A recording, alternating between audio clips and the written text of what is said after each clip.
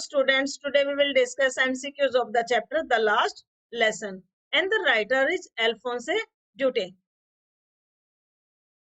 पहले इसकी थोड़ी सी समरी कर लेते हैं ताकि आपको दो वीडियो ना देखने पड़े, आपको एमसीक्यूज करने में आसानी रहे। सिर्फ 1 मिनट में समरी हो जाएगी। ये जो मिस्टर हैमल है ये फ्रेंच पढ़ाते हैं और ये 40 साल से पढ़ा रहे हैं। क्या? फ्रेंच। कौन से स्कूल में? एल्सेस के स्कूल में पढ़ा रहे हैं। ये इनका मिस्टर हैमल का लास्ट डे स्कूल में, इसीलिए चैप्टर का नाम क्या है? Last lesson. यानी कि आज इनको अपना लास्ट लेसन डिलीवर करना है। ये चैप्टर बता कौन रहा है? नरेटर कौन है? फ्रेंच, जो कि एक स्टूडेंट है जो मिस्टर हैमल से फ्रेंच पढ़ता है। और आज इनका लास्ट डे है, इसीलिए इन्होंने कौन सी ड्रेस पहनी हुई है? फॉर्मल। ये एक एक क्वेश्चन 1 मार्क्स के क्वेश्चन में पूछा जा सकता है कि इन्होंने कैसे कपड़े पहने हुए हैं। आज इन्होंने फॉर्मल कपड़े पहने हुए हैं, यानी कि इन्होंने ग्रीन कोट पहना हुआ है। किसने? मिस्टर हैमल ने। ब्लैक सिल्क कैप पहनी हुई है, फ्रिल्ड शर्ट पहनी हुई है। इनका लास्ट डे क्योंकि है क्योंकि जर्मनी ने जो है इनके ऊपर जीत हासिल कर ली थी, इसीलिए ऑर्डर आए थे बर्लिन से कि भाई आज से हमारी भाषा पढ़ाई जाएगी स्कूलों में। कौन सी भाषा? जर्मन। बर्लिन जो है जर्मनी में है और बर्लिन से ऑर्डर आएंगे तो कौन सी भाषा के आएंगे? जर्मन के आएंगे।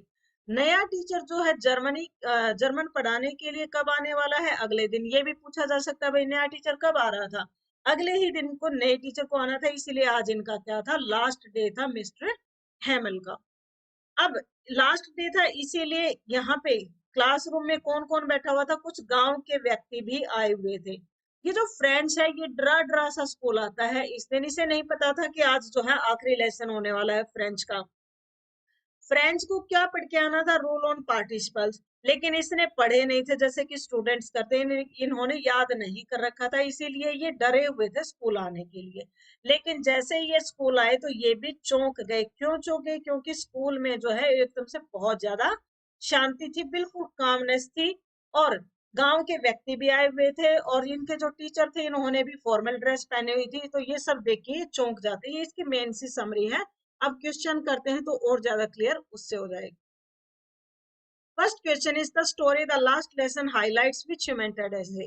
ये जो लास्ट लेसन है ये आदमियों की कौन सी क्वालिटी को बताता है? मेल्चुइनिज्म, प्रोकास्टिनेशन, करेज एंड कवार्डिस। ये बताता है प्रोकास्टिनेशन। इसका मतलब होता है टालने की आदत। टालना मतलब जैसे हमारी आदत होगी काम को आज करने की बजाय कल करेंगे, कल करेंगे, कल करेंगे। और ये क्यों लिया गया है? क्योंकि इस लेसन में फ्रेंच सीखने के लिए जो बच्चे थे या जो गांव वाले थे वो यूं सोचते रहते थे कि भी सीख लेंगे फ्रेंच, सीख लेंगे, सीख लेंगे।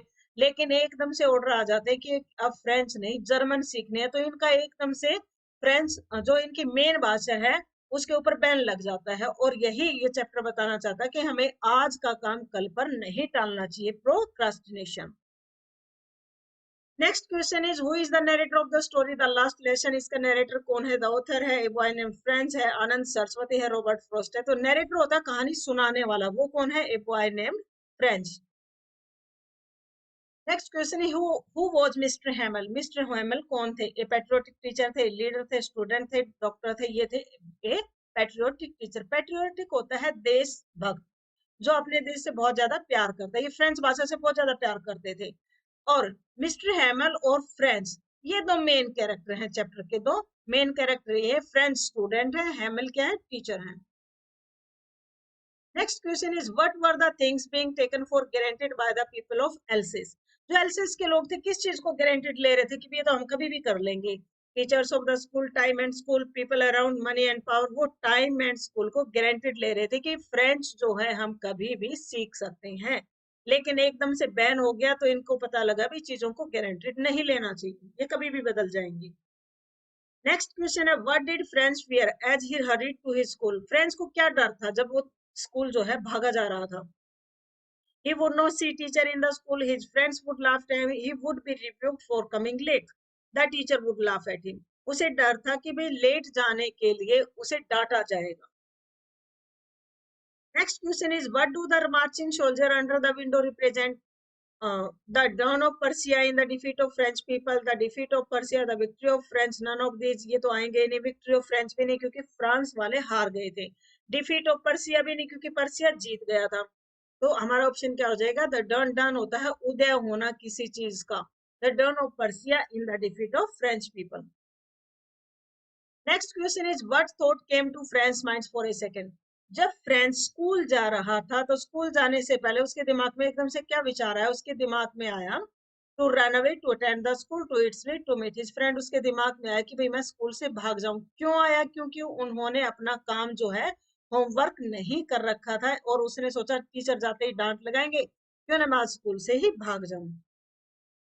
Next question is what did Franz see in front of bulletin board. Franz ने जब स्कूल जाते हुए बुलेटिन बोर्ड के सामने क्या देखा? हॉकर्स थे, बिग क्राउड थी, राइटर्स थे, प्लेयर्स थे। उसने देखा वहां पे बहुत ज्यादा भीड़ थी। बुलेटिन बोर्ड का भी जिक्र आता है, इसका मतलब नोटिस बोर्ड है। और यहाँ पे क्या चिपकाया हुआ था? आज जो है ऑर्डर आए हुए थे, कहाँ से? बर्लिन से। और वो लोग जो है इकट्ठे होके यही पढ़ रहे थे। और इस पे क्या लिखा हुआ था कि भाई आज से स्कूलों में जो है कल से सिर्फ जर्मनी पढ़ाई जाएगी। Next question, why was Franz surprised when he reached school. Franz जो है क्यों चौंक गया जब वह स्कूल गया? It was holiday, the school was close, there was a function in the school, there was perfect calm in the school. जैसे वो स्कूल पहुंचा तो बहुत ज्यादा शांति थी। नहीं तो जब वो स्कूल जाता था तो बहुत सारे बच्चों का शोर आता था, लेकिन उस दिन बहुत ज्यादा शांति थी, इसीलिए वो चौंक गया। Next question, what happened when friends reached his school. क्या हुआ जब फ्रेंड जो है अपने स्कूल पहुंचा? The teacher rebuked him, teacher expelled him, the teacher did not say anything, teacher laughed at him. The teacher did not say anything, अध्यापक ने उसे कुछ भी नहीं कहा।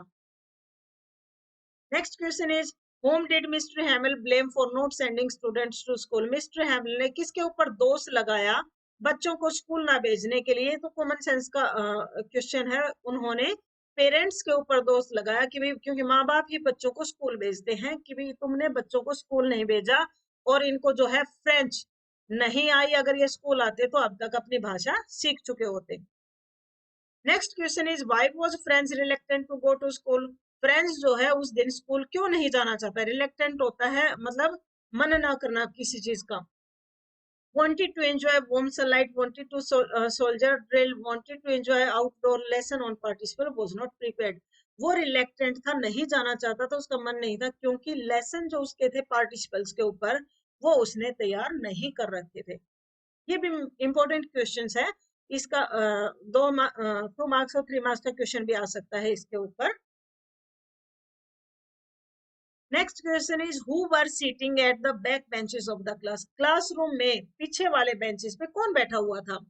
फिल्म हीरोज थे, स्टूडेंट्स विदाउट होमवर्क थे, ब्यूटीफुल गर्ल्स थे, some people from the town. वहां पर गांव के कुछ लोग बैठे हुए थे। Next question is what did mister Hamel say about his lesson. अपने लेसन के बारे में मिस्टर हैमिल क्या कहते हैं? It was his last lesson in French. It was his first lesson. He would deliver a long lesson. He would not deliver any lesson that day. उन्होंने कहा कि भाई ये आज मेरा आखिरी लेसन है फ्रेंच का। Next question is why were the parents sending their children to farms and mills. माँ बाप जो अपने बच्चों को फार्म्स और मिल पे क्यों भेजते थे? To play, to meet friend, to meet relatives, to earn money. वो बच्चों को पैसे कमाने के लिए भेज देते थे। स्कूल कम आते थे इसलिए उनको फ्रेंच जो है अच्छे से नहीं आती थी। Next question is what did hosier bring. Hosier क्या लेके आया? होजर ये कौन था? एक गांव का व्यक्ति था। ये उस दिन क्या लेके आया हुआ था? Sweets, children, friends, old primer. ये अपनी ओल्ड प्राइमर लेके आया था। प्राइमर क्या थी? एक बुक थी जो कि ग्रामर की थी। Next question is what order had come from Berlin. Berlin से क्या ऑर्डर आए थे? Mister Hamel would be transferred, the school would be closed, only German would be taught in school of Alsace and Lorraine, only English would be taught. तो Berlin से आए थे तो German के ही आएंगे, only German would be taught in school of Alsace and Lorraine. Next question is when would the next teacher come according to mister Hamel. Mister Hamel के अनुसार अगला टीचर कब आना था? After few 2 months, next month, next week, next day. Hamel ने कहा भी अगला टीचर जो कि आपको जर्मन पढ़ाएगा कल ही आ जाएगा, अगले ही दिन आ जाएगा। Next question is expression thunder clap in the lesson means. Word आया हुआ थंडर क्लैप, इसका क्या मतलब होता है? Loud but not clear, loud and clear, startling and unexpected, unpleasant. इसका मतलब होता है स्टार्टलिंग एंड अनएक्सपेक्टेड। स्टार्टलिंग का मतलब होता है चौंकाने वाला, एक तरह से ये जो है चौंकाने वाली बात है, एकदम से ऑर्डर आ जाने। अनएक्सपेक्टेड जिसकी हमने आशा या उम्मीद ना की हो। Next question is what had been put up on the bulletin board that day. क्या लिखा हुआ था उस दिन बुलेटिन बोर्ड पे? Teach only French, speak only English, teach only German, teach all this. उस दिन लिखा हुआ था teach only German. Next question is what did Franz feel sorry for, Franz के लिए किस चीज के फ्रेंच को जो है किस चीज के लिए अफसोस हुआ। Coming to the class, listening to mister Hamel, not learning his lesson in French, eating too many sweet. उसे अफसोस हुआ कि भी मैंने अपने लेसन्स को याद नहीं किया था, अगर मैं फ्रेंच पढ़ चुका होता तो मुझे आज अच्छे से लिखना और पढ़ना आ जाता। फ्रेंच को अभी फ्रेंच जो है लिखनी भी नहीं आई थी।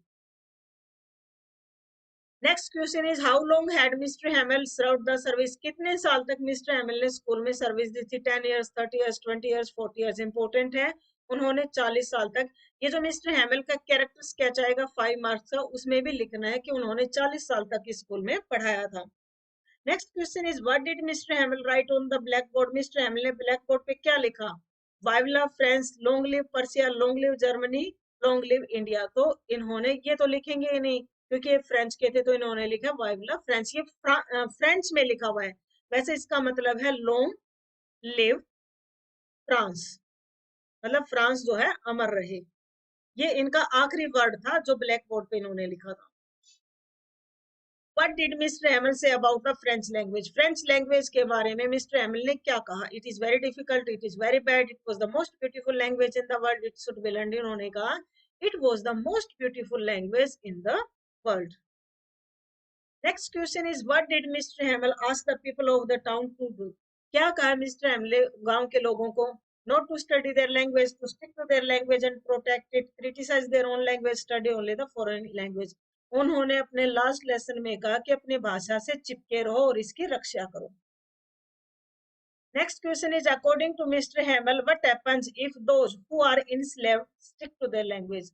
मतलब मिस्टर हेमल के अनुसार क्या होगा अगर जिन आदमियों को गुलाम बना लिया जाता है, मतलब जिनको जीत लिया जाता है और वो लोग गुलाम लोग अपनी लैंग्वेज को ना छोड़ें।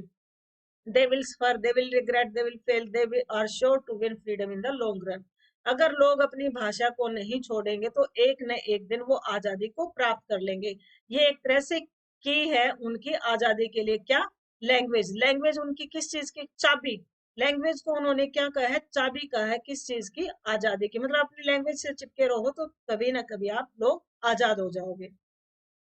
Next question is what happened when the church clock struck 12। जब 12 बजते हैं तो क्या होता है।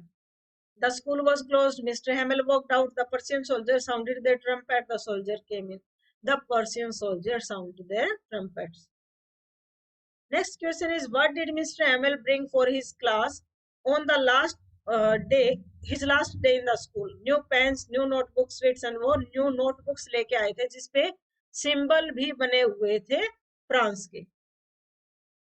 Next question is which language would the student study from the next day. कौन सी भाषा पढ़ेंगे बच्चे अगले दिन से, German. Next question is what does the expression in great dread of scolding, इसका क्या मतलब है। To be happy about it, very badly scared of scolding, to be indifferent, none of this. इसका मतलब है very badly scared of scolding, डांट से डरना।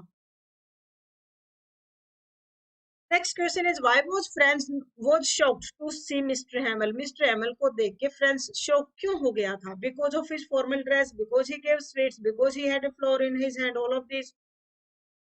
क्योंकि उन्होंने अपनी फॉर्मल ड्रेस पहनी हुई थी और फॉर्मल ड्रेस में उन्होंने क्या पहना हुआ था, ग्रीन कोट पहना हुआ था, ब्लैक सिल्क की कैप पहनी हुई थी और फ्रिल्ड जो है इन्होंने शर्ट पहन रखी थी। Next question is what attitude of mister Hamel surprise French. किसके कौन से रवैये के कारण जो है फ्रेंच को आश्चर्य हुआ। Soft and kind, rude, firm and stick, none of this. Soft and kind, ना तो लेट आने के कारण उन्होंने उसको कुछ कहा, ना ही पार्टिसिपल्स अपना लेसन सुनाने के ऊपर, क्योंकि उन्होंने पार्टिसिपल्स याद नहीं कर रखे थे फ्रेंच ने, तो भी इन्होंने इसको डांटा नहीं, तो इसलिए फ्रेंच जो है बहुत ज्यादा हैरान हुआ। आपको वीडियो कैसे लगी कमेंट करके जरूर बताना। वीडियो को लाइक करना, अपने क्लासमेट्स के साथ शेयर करना। अगर आप नए हो तो चैनल को सब्सक्राइब करना। वीडियो